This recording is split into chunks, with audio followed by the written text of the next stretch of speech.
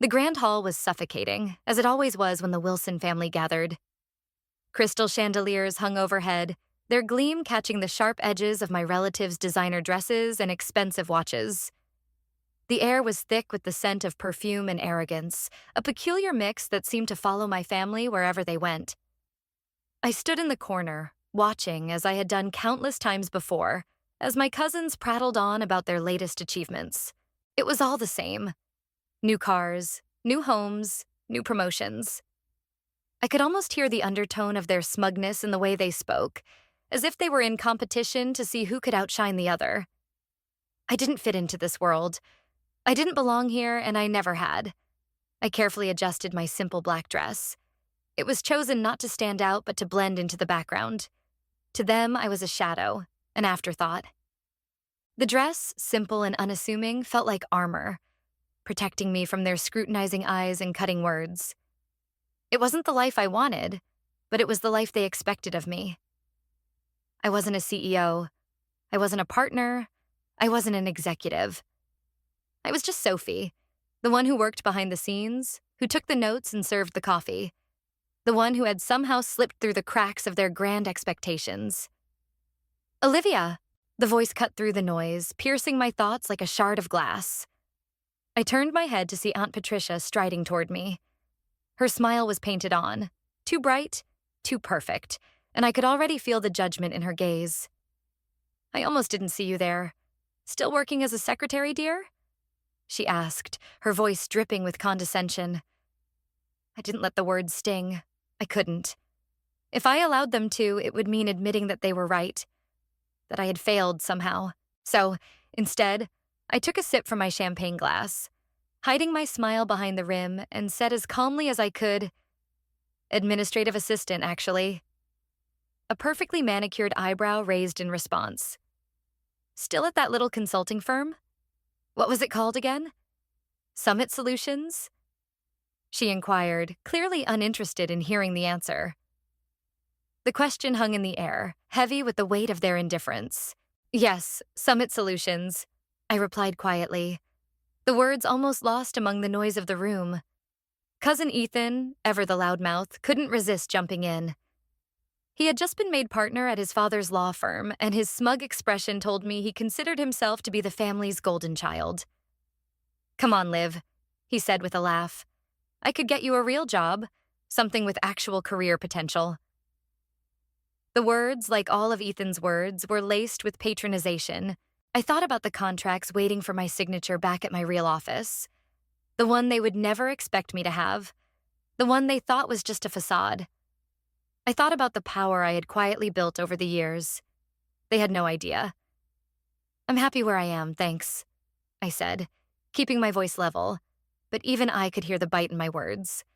I had learned not to show too much of my emotions. They wouldn't understand, not now. And maybe, not ever. Aunt Patricia's laugh could have shattered glass. "Darling, you're wasting your potential. Your cousins are all executives, partners, real business people, and you're still pushing paper for someone else." That was all it took. The words hit me with a force I hadn't expected. Still pushing paper. To them, I was nothing more than a secretary, just another cog in the machine. The world they lived in, one of power, prestige, and influence, was the world I had been told to aspire to, but one I had never been allowed to access. I had spent years trying to prove myself, but it was never enough. It wasn't enough to get their attention, to make them see me for what I truly was. Someone capable of more. It wasn't enough to be good at what I did. It wasn't enough to have built a company in secret. It would never be enough for them. And so I made a choice. That night, as I stood there among them, I promised myself that I would never again seek their approval. I would no longer allow myself to be diminished in their eyes. I would build my own empire, one they would never see coming. And one day, I would make them regret every dismissive word they ever said to me. The story of how I began building that empire started 10 years ago, on the very night they laughed at my ambitions. I had just graduated from business school with an MBA and the bright idea of restructuring struggling companies to make them profitable again. I spent months refining my pitch, convinced that my family's vast network would help me get my foot in the door. I had no idea how wrong I was. When I presented the idea to my father, Simon, my uncle Robert, and the rest of the family, they laughed. The idea of consulting, of helping companies that were on the brink of failure, was beneath them. It didn't align with their vision of power. Consulting? Uncle Robert had scoffed. Leave that to the big firms. You should be joining the family business, starting from the mailroom and working your way up like everyone else. They never said it outright, but I knew what they meant. You are not one of us. They had built their fortune through acquisitions, buying up struggling companies and tearing them apart for parts. They made their money by devouring smaller businesses, leaving the broken shells behind them. Women were expected to marry well, support their husbands, and raise families. They weren't supposed to lead, especially not in a world as ruthless as business. I wasn't supposed to fit in this world. But I would. I would build something on my own, and I would make it so big that one day, they would have no choice but to acknowledge it. I started small. With nothing but my savings and a drive to prove them wrong, I rented a tiny office above a Chinese restaurant. My first client was a small manufacturing firm, struggling to stay afloat. They had been turned down by every major consulting firm in the city, but they had nowhere else to turn. I spent months restructuring their operations, cutting unnecessary costs, and negotiating with creditors. Slowly, the company started to show signs of life. 6 months later, they were profitable again. The word started to spread, quietly at first, through business circles. There was a new consulting firm in town, one that could turn around companies others had given up on. Summit Solutions had its first success, and with it, a reputation that began to grow. But I still had to hide. I couldn't let them know. Not yet. I continued working within my family's firm, pretending to be the lowly administrative assistant they assumed I was. I kept my identity hidden, just another cog in the machine, while behind the scenes I built something more. Summit Solutions grew steadily. With every success, I recruited more employees, each one handpicked for their skills and discretion. We continued to save struggling businesses from the clutches of companies like my family's, stopping hostile takeovers before they could even begin. And all the while, my family had no idea. They didn't know that I was the one standing in the shadows, watching as their empire grew stronger, while I quietly built my own. For years, I had played the part of the invisible woman. I was the one who took notes at meetings, who brought coffee, who answered phone calls, who did everything they didn't want to do. And in doing so, I had built something that no one could touch, something they would never see coming. I had been underestimated. I had been dismissed, but I wasn't invisible anymore. And one day they would learn just how wrong they were. I had spent years in the shadows, quietly building my empire, all the while playing the role of the dutiful, unimportant niece in the Wilson family. At every reunion, I was the one who blended into the background, the one who carried the coffee, took the notes, and listened to everyone else talk about their latest accomplishments. They saw me as a failure, a disappointment who couldn't hold a candle to their business acumen. But what they didn't know, what they would never know, was that while they were celebrating their so-called success, I was building something far greater than they could ever imagine. Summit Solutions had been growing steadily for years, but I knew the day was coming when my family would need something from me. They didn't know it yet, but they would. It wasn't a matter of if, it was a matter of when. And when that moment came, I would be ready to reveal everything. The first crack in my family's flawless exterior came unexpectedly. It was one of those moments when you can feel the tide shifting, when everything you've worked for starts to come into focus, and you realize that all the small pieces have led you to this point. The phone call came late one night from a distressed representative at Williams Manufacturing, a company that had been on the brink of collapse. They had been targeted by Wilson Ventures in a hostile takeover attempt, and they were desperate for help. The irony wasn't lost on me. My family had been trying to acquire Williams Manufacturing for months, looking for a way to buy it out on the cheap and tear it apart, just as they had done with countless other companies. But this time, it wasn't going to be that easy. Summit Solutions had already been working with Williams, providing the much-needed restructuring to save them from their impending doom. The very company my family had targeted was now under my protection. I couldn't let them see me. Not yet. I had spent so long carefully cultivating my secret empire, and I wasn't about to give it up just because the family needed a favor. I was their invisible niece, the one they thought had no real power or importance. But the truth was, I had been secretly steering the course of so many businesses they had tried to take down. They had no idea that the person they underestimated was the one who had been silently dismantling their empire, piece by piece. I smiled as I hung up the phone, knowing what was coming next. The family would soon realize that the very thing they had been trying to destroy had been under my control all along. My Uncle Robert, my cousin Ethan, and the rest of the family, they had no idea who they were up against. The days leading up to the meeting with Wilson Ventures were a blur of activity. I spent long hours at my desk, ensuring that everything was in order for the merger talks. Williams Manufacturing was thriving thanks to the restructuring I had implemented. The numbers were solid and the growth was undeniable. But now it was time to face the family. The night before the meeting, I stood in front of the mirror in my apartment, adjusting my suit. I had worked so hard to get here, and now finally everything was falling into place.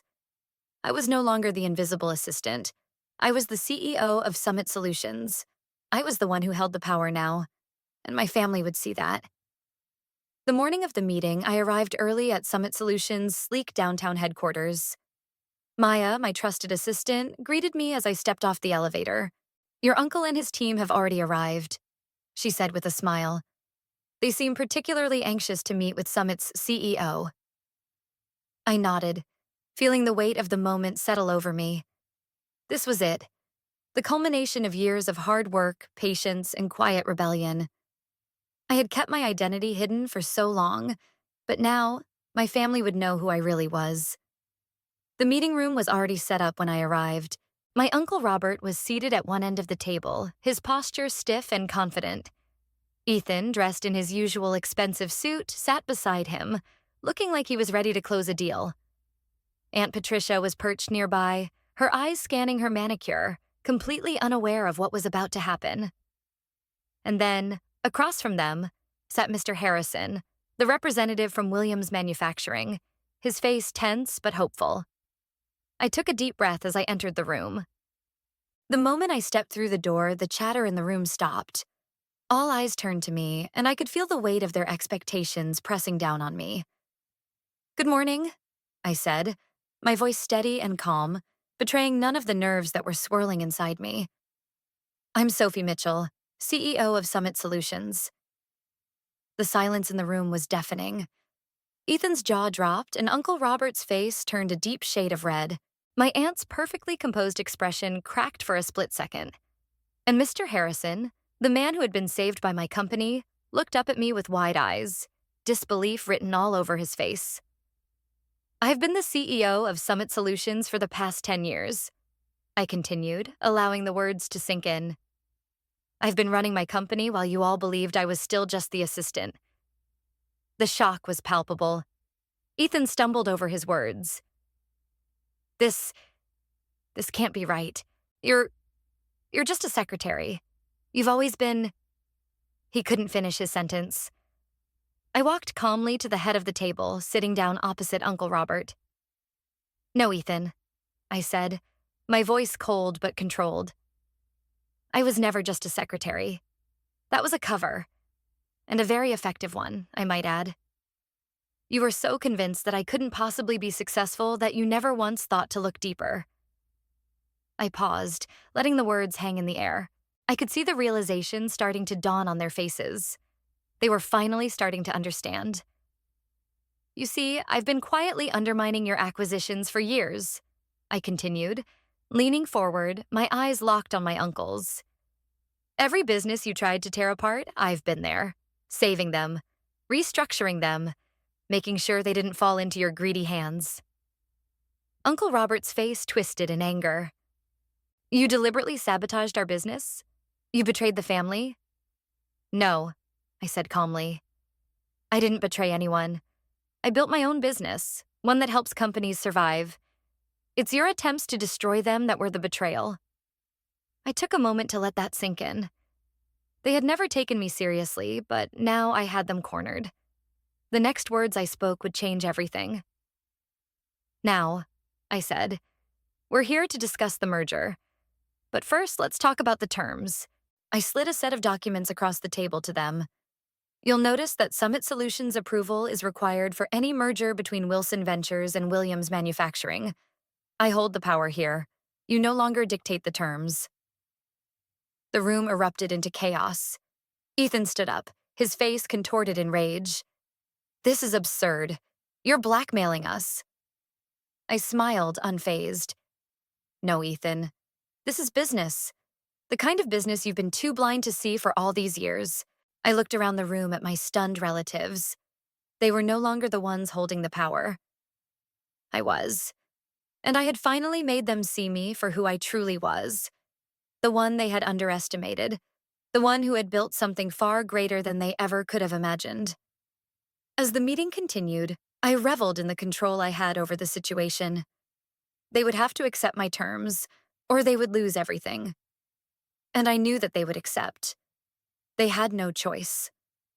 For the first time in my life, I didn't have to play the role of the invisible woman. I was the one in charge. And this time, they would be the ones looking up to me. The finality of the moment hit me when I stood up from the conference table and looked around at my family. The people who had spent years underestimating me, dismissing me, telling me I was just an assistant, just a secretary. Now, they were the ones who would have to come to terms with the truth. It had taken a decade, but the battle was over. I had finally claimed my place, and nothing was going to stop me now. The room was thick with tension as Uncle Robert's face flushed with rage. He had been the one who had always tried to control everything. From the moment he took over the family business, he had made it clear that no one, least of all me, could ever surpass him. And yet, here I was, sitting at the head of the table as the CEO of the company he had underestimated. I knew he was seething, but I kept my composure. I wasn't going to give him the satisfaction of seeing me break. I wasn't the same woman who had walked into this room years ago. The realization dawned on them slowly. I watched as their eyes flicked to each other, confused, shocked, and perhaps a little afraid. They were all silent. For once, the arrogant words that usually spilled from their mouths were gone. They couldn't speak because the reality of the situation was too overwhelming for them to process. I began, my voice calm, but carrying a weight they weren't used to hearing. It's time for the family business to shift direction. Uncle Robert's face was a picture of disbelief and fury. He couldn't seem to grasp what was happening, and for a split second it almost amused me. He had always thought I would be the weak link, the one to fall in line, the one who couldn't possibly have a mind of her own, let alone the ability to run a successful company. Well, I had proven him wrong. Not just with the success of Summit Solutions, but with the fact that I was the one sitting at the head of this table now, not him. You're insane, Uncle Robert finally stammered. This is ridiculous. You're one of us. You're supposed to support the family, not destroy it. Destroy it? I repeated, my tone sharp and unwavering. No, Robert. I'm saving it. You've built an empire on exploitation, on taking over companies, squeezing the life out of them for your own gain. I'm changing that. I'm not here to destroy. I'm here to fix what you've broken. I looked around at my family, my eyes moving from Ethan's stunned expression to Aunt Patricia's tightly controlled mask of indifference. Ethan, ever the self-assured golden boy, looked like he might faint. His hands trembled as he stared at the financial documents in front of him.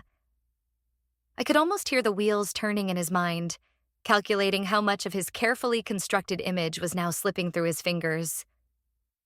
You don't understand, Ethan muttered, his voice shaking. This is business. This is how it works.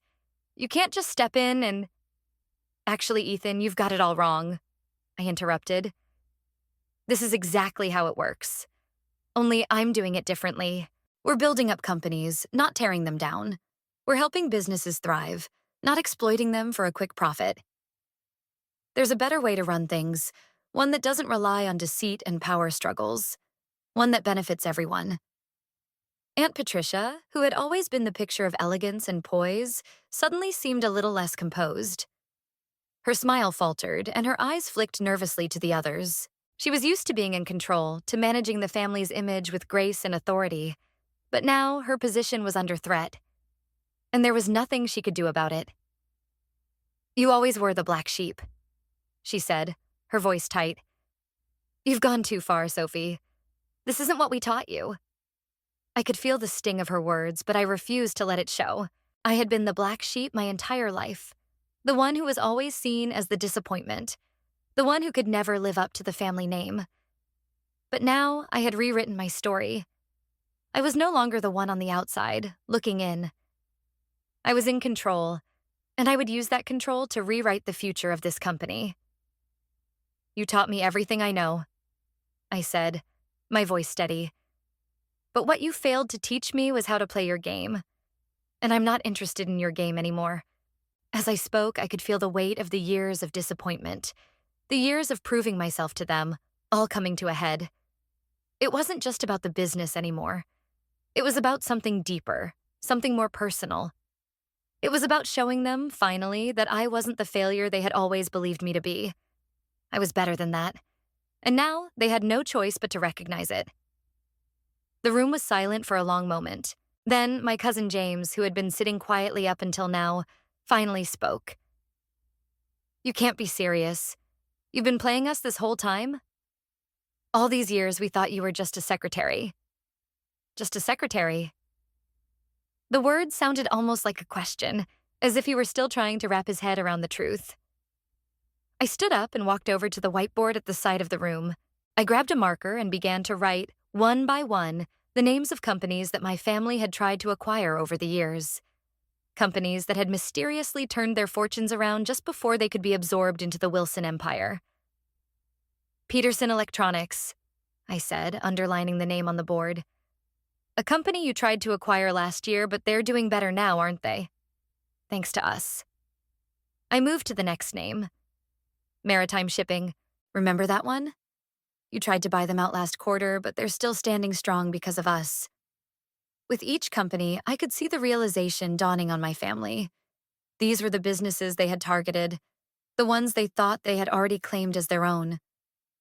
But I had quietly been saving them, one by one, from their grasp. It was like a game to them, a ruthless game of power and money. But I had been playing a different game, one they had never noticed. And now, it was over. I turned back to face them, feeling the weight of the moment settle over me. The family that had written me off, the family that had dismissed my potential, was finally seeing the truth. "For 10 years," I said, my voice low and even, "I've been quietly undermining every one of your acquisitions, and now it's time for you to understand. I'm not here to take your place. I'm here to show you a better way to do business." Uncle Robert's face had turned an alarming shade of purple. "You deliberately sabotaged everything we've worked for," he shouted, his voice rising. "No, Robert," I said, shaking my head.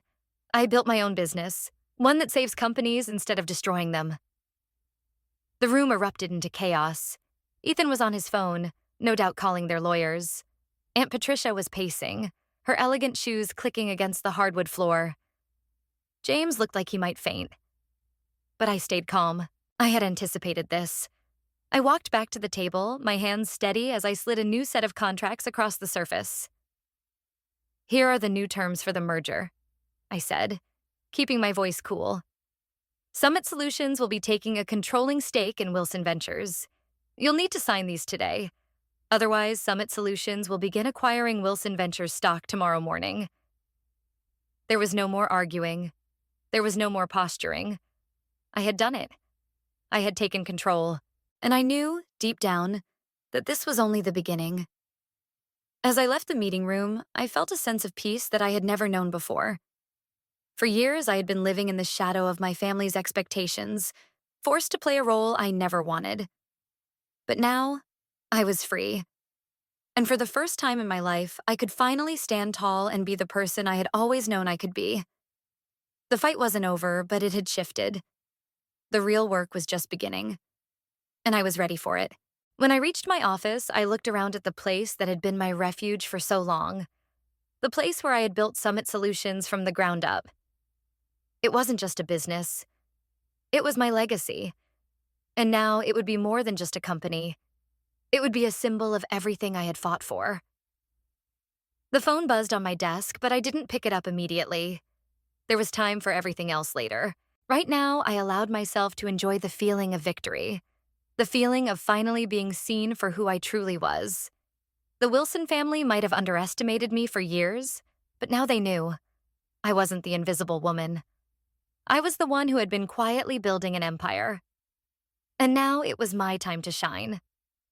Looking back on my journey, it feels surreal to think about how far I've come. From the quiet, overlooked niece in a family full of powerful, successful people to the CEO of Summit Solutions, I've spent years fighting against the expectations placed on me. Every step of my journey, from the small office above a Chinese restaurant to sitting at the head of a corporate table, was a testament to the fact that success doesn't always happen in the way people expect. For most of my life, I was invisible. I wasn't the one being praised for my achievements. I wasn't the one celebrated at family gatherings. In fact, I was often ridiculed or dismissed as the failure who couldn't live up to my family's high standards. But what my family didn't realize, what they could never have understood, was that all of their dismissal only fueled my determination to prove them wrong. Every word of criticism, every glance of disdain, only pushed me further toward my goal of creating something on my own. Summit Solutions wasn't just a business to me. It was my chance to break free, to take the control that was so often denied to women in my family. I wasn't going to play by their rules. I wasn't going to be the quiet woman in the background anymore. No, I was going to build something bigger, something more impactful. But I knew that I couldn't do it by shouting the loudest or making grand gestures. I had to be patient, to build my empire quietly, in the shadows, while they were distracted by their own arrogance. The most powerful thing I've learned through all of this is that success doesn't always have to be loud. It doesn't need to be flashy or attention-grabbing. Success is built through persistence, through resilience, and sometimes through strategic silence. For years, I played the part of the invisible assistant, hiding in plain sight while I worked on something that would eventually turn everything on its head. I didn't need the validation of my family or anyone else. I needed the belief in myself, the conviction that I could create something meaningful. And when the time came, when my family needed me, I was ready. I didn't seek revenge. I didn't want to tear them down. What I wanted was to show them that there's more to success than just money and power. That true leadership is about building others up, not crushing them. And when the time came to reveal myself, to show them what I had built, I wasn't angry. I was calm, composed, and confident. I was no longer the person they had dismissed. I was the one who held the power now, and it was mine to use however I chose. This story, my story, is one of perseverance, of waiting for the right moment, and of never letting others define your worth. It's about building something that reflects who you truly are, not just who others expect you to be. And most importantly, it's about not being afraid to step into your own power, even when the world around you tells you that you're not good enough. So, what can we take from this? What lessons can we apply to our own lives? First, never let others define your potential. Whether it's family, friends, or colleagues, don't let their expectations shape who you become. You are capable of more than they can see. And sometimes the best thing you can do is prove them wrong by simply living your truth.